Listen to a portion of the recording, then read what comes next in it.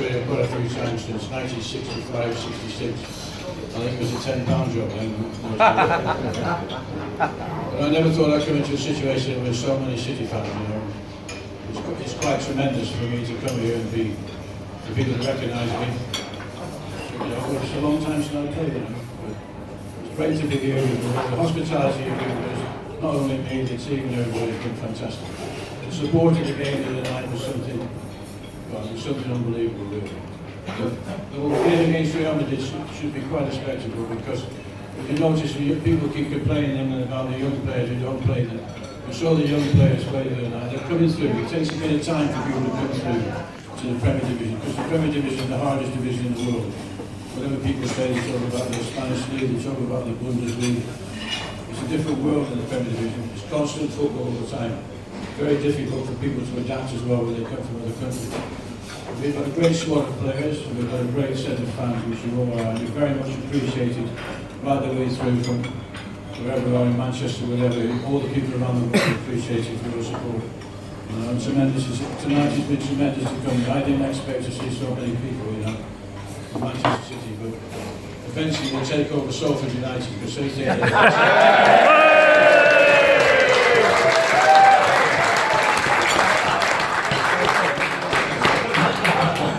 well, there is a lady in this room actually who is a Manchester United supporter that has brought her husband here tonight. I can't find out where she is, but she does stick out a little bit. Where is she? Where is that? She's going to come and do my room service tomorrow morning. She said, what? She said, where is she? Where is she? Come on, let's have it. She said to me, what do you want, hard-boiled eggs or scrambled? I said hard-boiled, but she said scrambled's better. This is my chambermaid tomorrow. And she's a red as well. So Salford United. Salford United. You know what now don't forget, get my room tomorrow. See my yourself.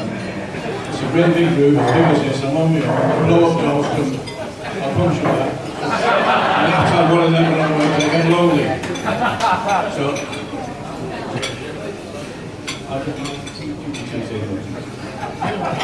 you find my teeth, they're not the side of the bed.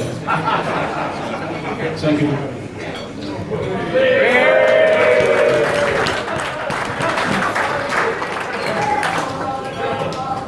Well, thank you very much. You know, it's been, I think Danny's here, so Danny Tiatto.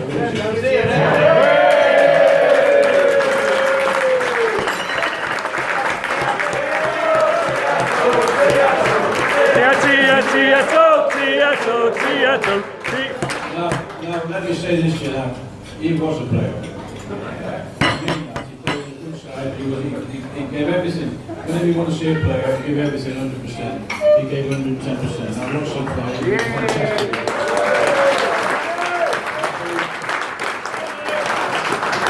And that's what you expect from someone. He's been a true professional. You know, people in Manchester, he's one of the people. Excuse me, he's a New Zealander. He's bloody New Zealanders, can you not keep it serious? But you know, the history of the football club is important. The owners of the club at the moment, our owners, they look after the older people. There are people there all the time. Alex Williams, Colin Bell, Tommy Goode, all those people work around the ground on the match days and stuff. But he's not forgotten. People are never forgotten. If he was in Manchester, he would be probably one of the people that travel around and looked at the people that found him very well. But he's done exceptionally well. It's a great pleasure to see him.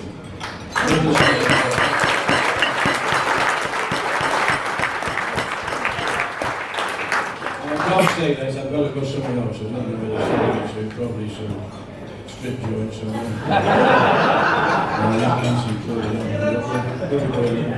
thank you very much for your support. It's been absolutely fantastic. It's just amazing for you to be here, for people to recognise me and also to pay their respects. Everybody's been brilliant. So thank you very much indeed. You're a legend, Mike. I appreciate everything in Manchester. We're a long way from Australia, but let me just say to you, keep coming, getting bigger and bigger and bigger, because It's so much appreciated what you do. Thank you very much indeed. Thank you.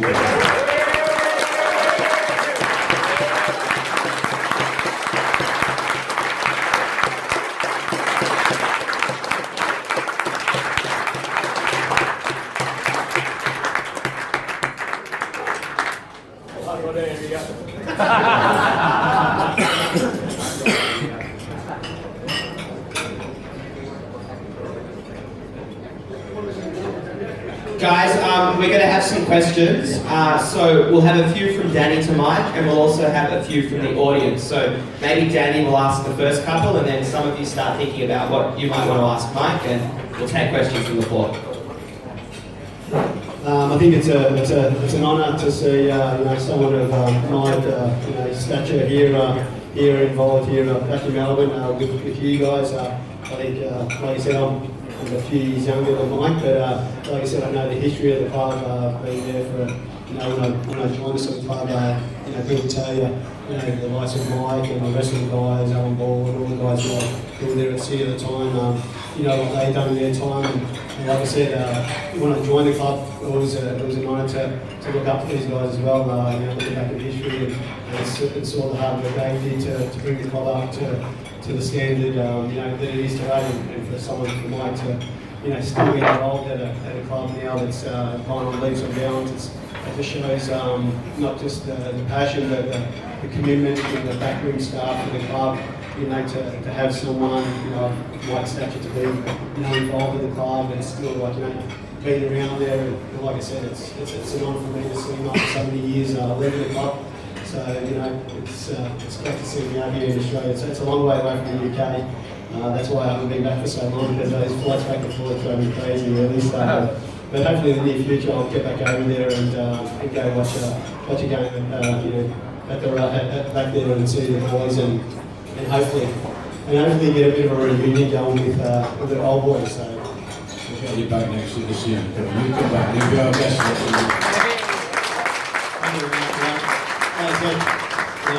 The difference is now just now the only question I can ask really to Mike is it's phenomenal the way the club has gone.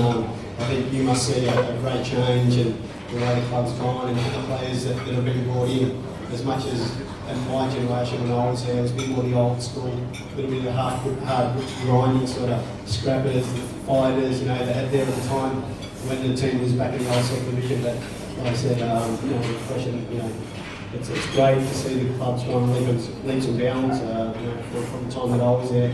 And like I said, I've grown fond of the club. I must admit, I had a great time. I was there for 6 years, and like I said, it was a great roller coaster ride when I was there. And I think that's why I've kept the club sort of close to my heart. I sort of had the best time, and football was probably the best when I was at Manchester City. So that's why I've sort of kept sort of you my young boys. They've sort of gone on to follow the club as well. And like I said, where was all that bloody money all those years ago? You're one of the foundations of football club. You're one of the people, through the years they build a foundation to make a club successful, and you're part of that foundation. No problem.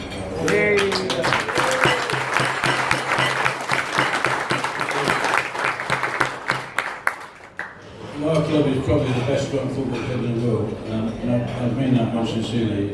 It's so well run, it's so well organised. Our owners are quite amazing people. It's not just about the wealth they've got, it's the way they run things, and we're a small percentage of their business impact. And it's so well run, that when you manage, you don't have interference in any way. They do look after the older players. I'm very privileged they made me the ambassador of the football club, so for me it's a great honour to be able to do that. But also it's, you don't have to worry about anything. Manchester City will be in the, probably, I hope also in my lifetime, we were the most successful football club in this country and the world.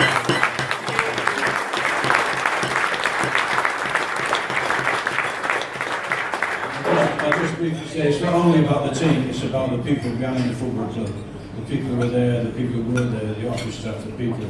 There's so much intelligence and so many brains there, and there's different departments. They're all part of the success of this football club. I know we all look at the team on the field, But behind every successful team is a successful background staff, not only on the playing side, but in the offices and everywhere. I see it every day when I go there. And the new training facilities, well, I've just been to Melbourne City training ground, that's like our old Carrington training ground, which was fantastic. But the one we've got now in Manchester is probably the best in the world. There's nothing to touch in the world, without a shadow of a doubt. And our owners have spent a lot of money on that, and also they've committed themselves to 1.2 billion to buy around the area, which is a rundown area, to take all the old factories over so they can make it into apartments for affordable apartments for people. So not only are they committing themselves to the football, but they're committing themselves to Manchester City as well, which is tremendous. That's why.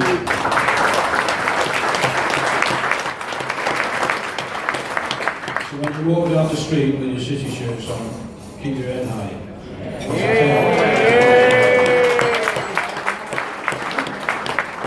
Because the noisy neighbours in Salford are spending a few quid and no one's saying a word about that.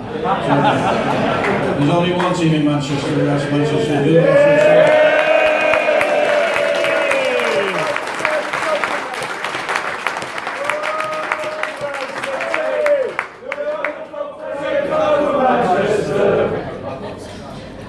So we'll take questions from the floor now. So Ross Evans there is just walking around with a mic, so just yell out to him if you've got a question.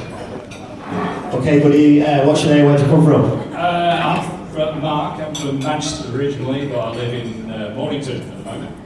So, yeah, I just want to ask, does Buzzer remember the time, it gave us great moments on the Kippax Street. We used to banter with him when he was running up and down the wing.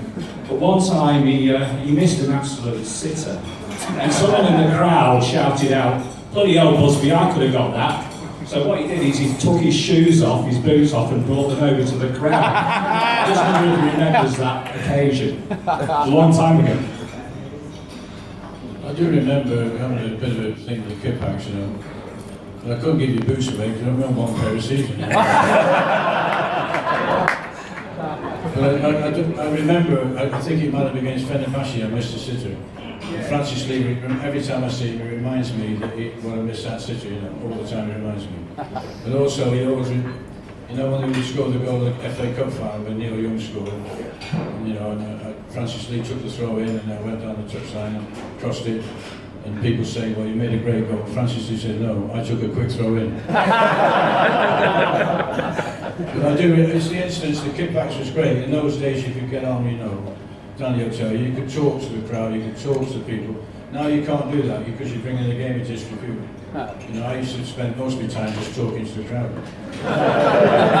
And if the ball came to me, I used to wave when I was here. I said, I'm here if you want me, you know. But you can't do it anymore. You know, the referees and people, they haven't got any sense of humour at all. You know, when they used to send me off, I used to go with a little bit of the game. When they sent me off, they carried the other fellow off, so it was a tennis. Thank you very much for that. I really that. Okay, buddy, what's your name? Okay. What was the crowd like playing against United? Well, we used to win all the time in those days. And we do now. Was it a good atmosphere like it is now, or? Danny will tell you, you're not conscious of the crowd at all when you're playing in any game at all. You concentrate on what you're doing, you know. Being a winger, when I was playing down the wing, I used to play centre forward as well.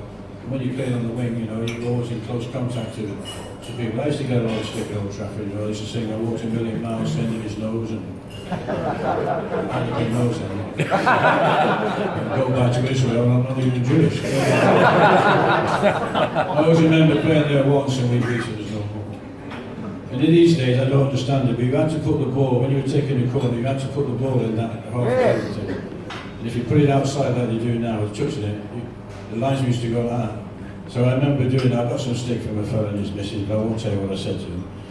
So I put the ball down, I put it outside, the linesman waved and all that, so I put it back in and blew my nose on the corner flag. Yeah, I remember that. He didn't like that, the stretcher then.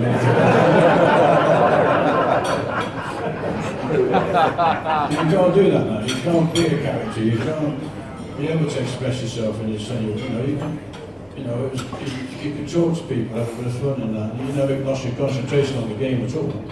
But you just enjoyed yourself, you know. You know, apart from people kicking you all the time, you know, you had a bit of fun, you know. That's what life's about. We enjoyed the game of football. And that's it. I do a couple more, and then unfortunately I've got to go to a lap dancing club. No, we're all right at the moment. I've got to go somewhere later on to meet some people from Melbourne, so they want me to go and see them. Thanks, So Mike. I'd rather stay here with you, but I've got to go there. Right. We've got Frank from Werribee here now with the next question. Danny, my mate Ian here, who's a Manchester United supporter.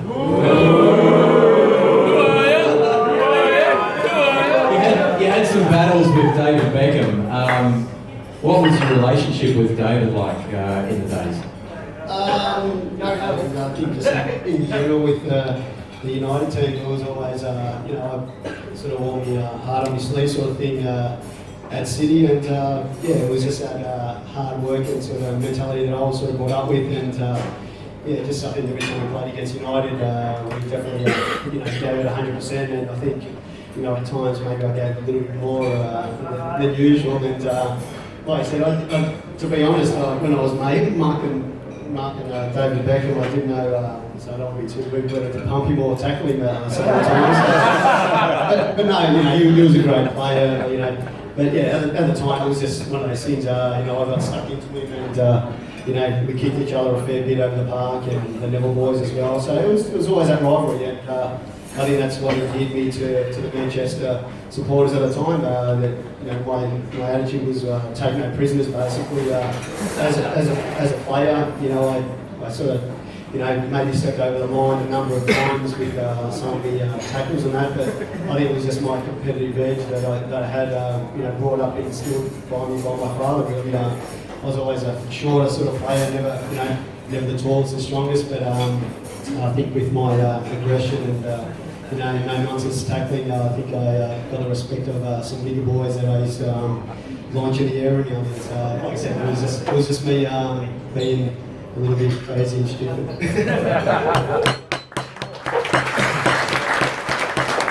Thanks, Danny. We were definitely kicking everyone with you. Let me just say 1 minute. If he'd have played today, he'd be as good as David Beckham.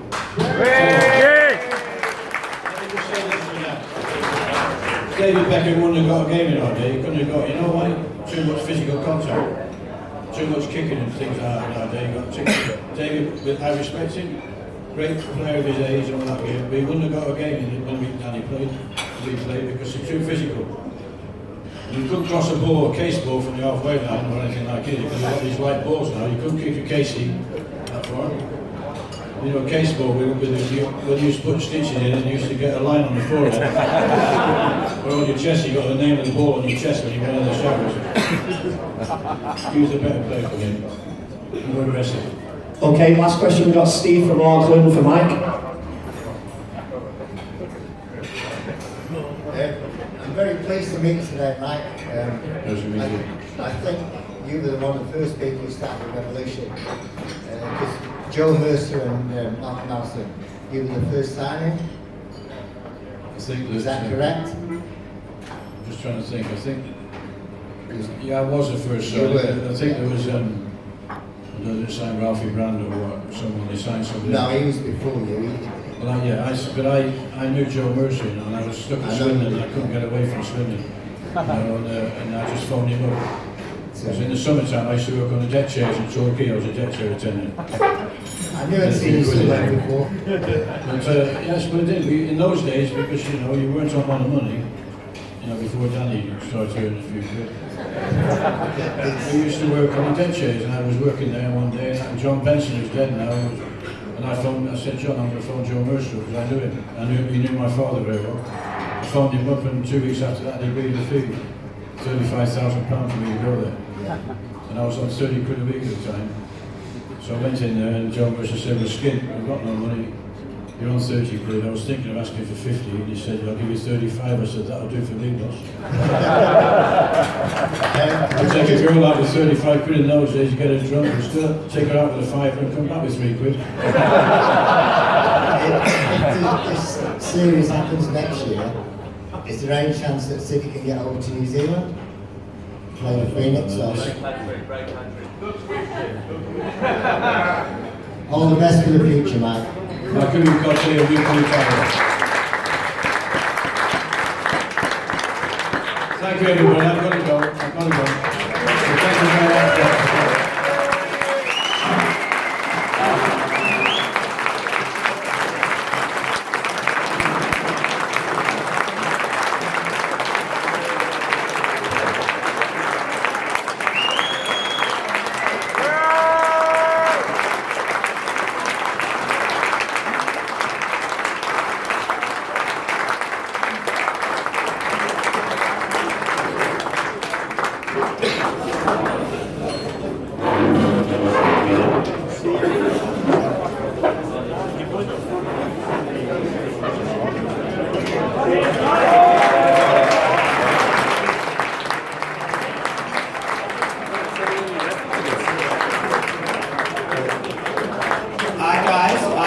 We're just going to go back to the food, but before we go back, I just want to say a big thanks to the committee that's helped out. Firstly, Steve Bardsley, who's there.